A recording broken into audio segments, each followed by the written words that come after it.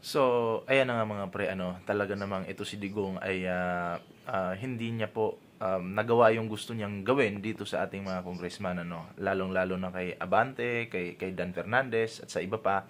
Kasi ang sabi niya, sisipain niya daw eh. Pero makikita naman po natin na parang basang sisiw po si Digong dito, no? Hindi po siya makapagmura. Kasi winarningan na po siya ni Abante, no? Narespetuhin po yung Kongreso.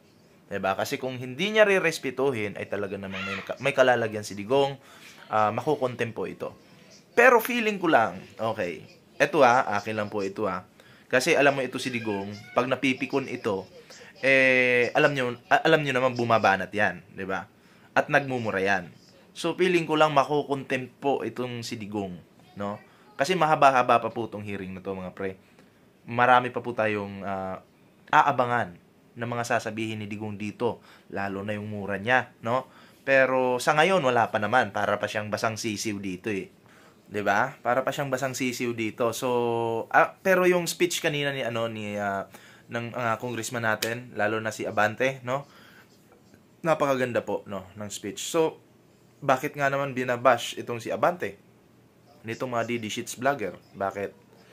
Kasi ang tanong ni Abante, ano ba yung naiambag nitong mga vlogger na to kay Digong noong si Digong ay tumatakbo pa lamang ng pagka-presidente?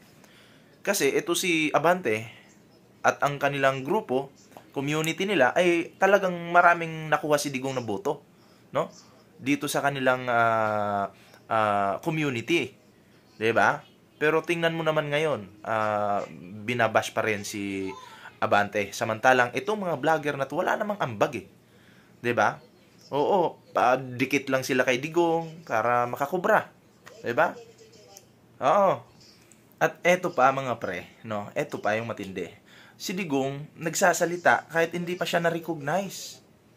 'Di ba? Oo, nasermonan tuloy si Digong ngayon. Nasermonan tuloy. Ang sagot ni Digong nakalimutan daw niya. Alam niya man na yung rules eh. 'Di ba? Alam ni Digong yung rules pero ang sabi niya nakalimutan. So ano yan, ulyanin ka na. Oh, nagsasagutan po. Binabanatan po ngayon, no, si Digong dito sa hearing. Kasi nga nagsasalita kahit hindi pa siya recognize. At kanina may mga tanong kay Digong na hindi masagot ni Digong ng diretso.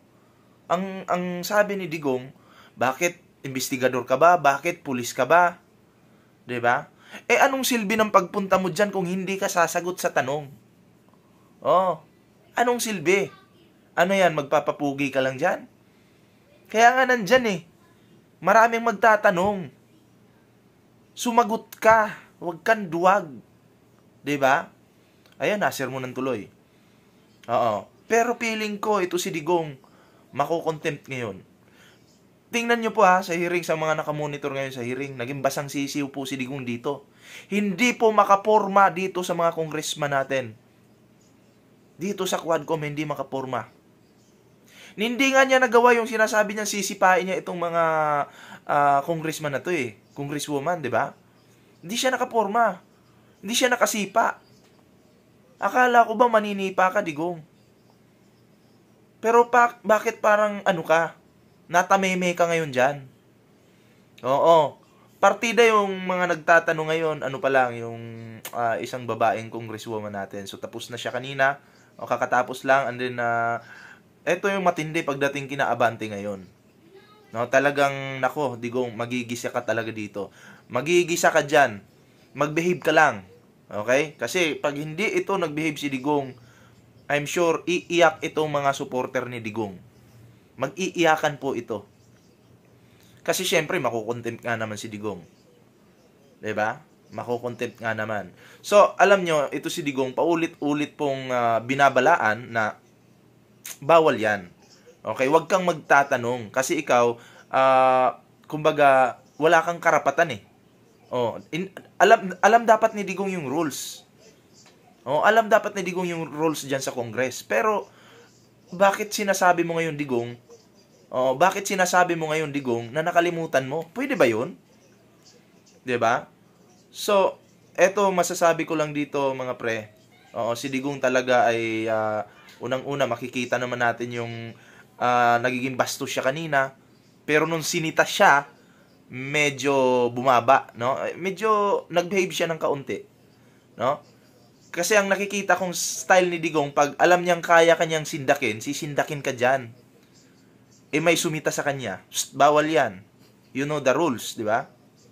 Medyo, yung ano ni Digong, yung pagiging piloso po niya, medyo bumaba, di ba?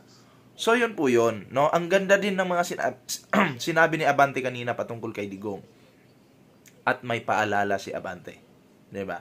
So, sa tingin ko naman, wala namang mali doon sa mga sinabi ni Abante. Totoo naman talaga lahat, di ba, ng mga sinabi niya.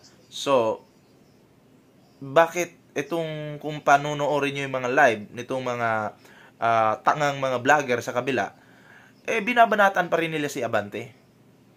Palpak daw. Anong palpak doon? 'Di ba? Hindi nyo lang kasi matanggap kasi yung mga sinabi ni Abante, sampal kay Digong 'yun. 'Di ba? Partida, kalmado lang yung tao magsalita, oh. Si Digong gigil. Oo. So ngayon, mga pre, marami pa po tayong malalaman, marami pa po tayong marami pang mangyayari diyan sa Congress ngayon. Baka may hindi pa tayo aasahan diyan mamaya. Siyempre, magkakainitan yan pero tingnan naman natin, tingnan nyo ang ating mga kongresista, hindi po nagiging bastos kay Digong. Nagiging patas po ito kay Digong. Di ba? Pero kung papanoorin nyo po, si Digong po yung nauunang mangbastos. At inaamin naman palagi ni Digong na hindi, ako yung pumapatay, ganito, ganyan. Ang nakakaano pa dito, mga pre, ang nakakalungkot pa dito, kasi may 3 years old na nadamay. May 3 years old. Imagine, 3 taong gulang na bata gagamit ng pinagbabawal na gamot. Kasi sinasabi ng mga didishits, pag kumontra ka at pag pinatay ka, gumagamit ka. So, ibig sabihin yung 3 taong gulang na bata na yon gumagamit? Yun yung tanong ko. 'Di ba? Oo. Kasi tatanga-tanga na talaga itong mga didishits na to Wala na talaga sa ayos 'Di ba? Kaya yun yung tanong ko. Yung 3 years old ba na bata gumagamit? Meron pa. Yung nandyan sa Congress ngayon, isang nanay.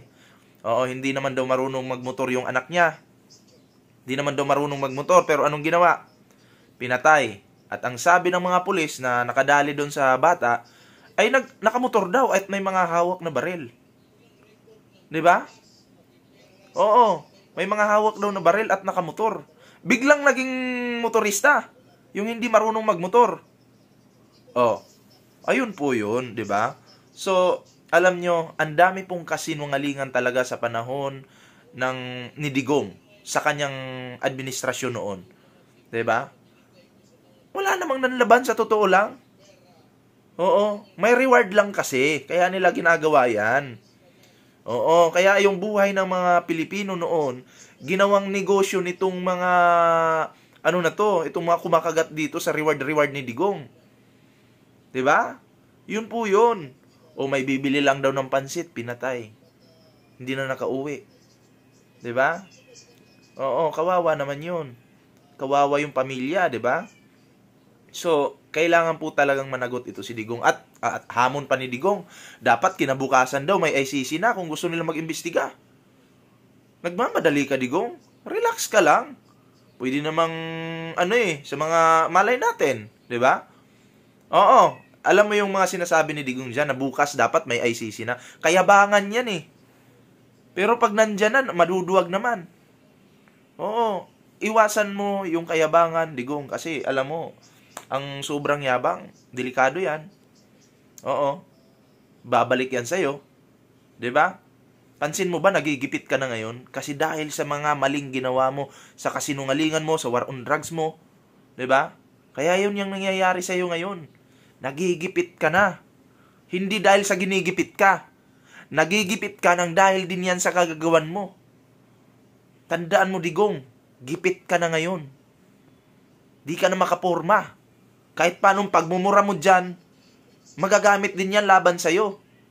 Yung mga pag-amin mo dyan sa Senado, at dito ngayon sa Congress, umamin ka rin, Magagamit din yan laban sa'yo.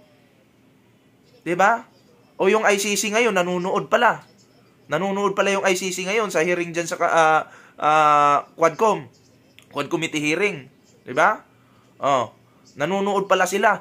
Nakamonitor po sila ngayon dito sa mga pinagsasabi ni Digong. Lalo na at may mga pag-amin pa pala. Diba? At may mga susunod pang pag-amin yan. Kasi binibidan niya po yung pagpatay niya. At nakakapagtaka, bakit mo i-encourage yung mga kriminal na manlaban? Dahilan mo na lang yun eh. Wala talagang gano'n na sinabi si Digong na i-encourage mo yung mga kriminal na manlaban. Wala talaga. Manlaban man yan o hindi, papatayin ka pa rin. Kasi nga may reward. Dahilan na lang yung i-encourage mo para may palusot sila. Palusot po yan eh. Palusot yan. Para hindi sila mabutasan. Yan po yung nakikita ko dyan. Diba? Nakakaawa ka, Digong. Matanda ka na pero pinapahirapan ka. Pinapahirapan ka ng panahon. Sipain mo ngayon yung mga kongresista dyan. Ayun yung sinabi mo eh. Sipain ko sila eh. Diba? Yun yung sabi mo. O di sipain mo ngayon. Gawin mo yan. Patunayan mong matapang ka. Wala ka nga kay Carbonell eh. Atras nga yung buntot mo eh. Pati yung anak mo, atras yung buntot. Tapos ngayon, magyayabang-yabang ka dyan. Digong, oo, manalamin ka muna. Tingnan mo yung sarili mo. At tanungin mo, kaya ko pa ba? Diba? Kaya mga pre, eto, abang-abangan po natin. Marami pa pong mangyayari dito. At feeling ko lang, makukulong itong si Digong. So, ayan guys, at share natin yung video na to. Salamat sa mga bagong subscriber, sa mga nag-like ng ating video ngayon. Maraming salamat po. At yun guys, no? At may mga update po ulit tayo mamaya. So, yun lang muna yung ating video ngayon. Ingat-ingat po. Ingat guys. At kita-kits ulit tayo mamaya. Okay, naka-live po ako ngayon. Pwede kayo lumipat sa live ko. Okay, so maki-update muna tayo. Ingat guys and bye-bye.